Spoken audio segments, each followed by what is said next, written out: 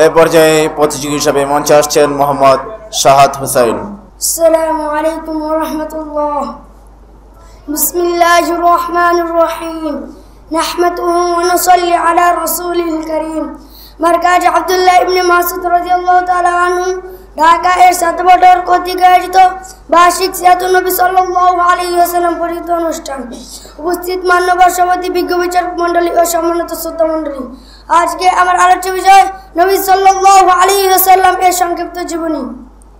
প্রিয় উপস্থিতি, আজ আমি আমাদের প্রিয় নবী হযরত মুহাম্মদ সাল্লাল্লাহু আলাইহি ওয়াসাল্লাম এর জীবনী থেকে কিছু বলবো। আরব দেশের মক্কা শহরে আজ থেকে প্রায় 1500 বছর পূর্বে 570 খ্রিস্টাব্দে নবীজির জন্ম। ছোটবেলায় তিনি মা বাবা হারান, তাই তিনি এতিম ছিলেন। কিন্তু ছোটবেলা থেকে তিনি খুব ভালো ও সত্যবাদী ছিলেন, উন্নত চরিত্রের অধিকারী ছিলেন। এজন্য সবাই তাকে আল আমিন বলতো, অর্থাৎ বিশ্বস্ত। 40 বছর বয়সে ইরাক হয়ে আল্লাহ তাআলা তাকে নবী বানালেন। তারপর আল্লাহ বললেন, ইকরা বিসমি রাব্বিকাল্লাযী খলাক, পড়ো তোমার প্রভুর নামে। তারপর থেকে তিনি মানুষকে এক আল্লাহর ইবাদত করে শিক্ষা দিতেন। আমাদের নবী সবসময় মানুষকে সত্য কথা বলার, দয়া করার, গরিবদের সাহায্য করার, কারোর সাথে অন্যায় না করার শিক্ষা দিতেন। তিনি কখনো মিথ্যা কথা বলতেন না, কারোর সাথে খারাপ ব্যবহার করতেন না। আমাদের নবী ছিলেন সবার জন্য রহমত।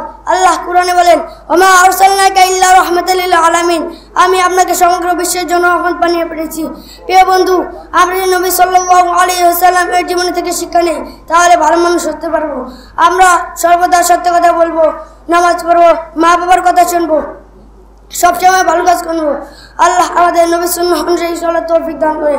আমিন। আসসালামু আলাইকুম ওয়া রাহমাতুল্লাহ।